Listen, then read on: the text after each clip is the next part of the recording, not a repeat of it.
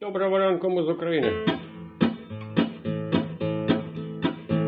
Що ж за шум учинився, то комарик до повстанців голосився. Голосився комар до повстанця, щоб кусати москалі голодранця.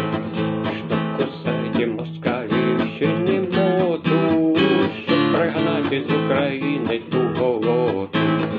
Примостився комар до бочку, закріпив скоростріл на листочку.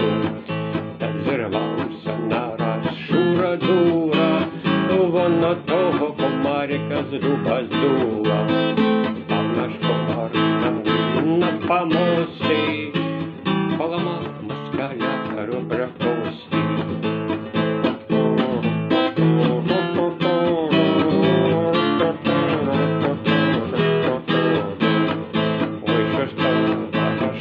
Учинився, то комарик до повстанця голосився.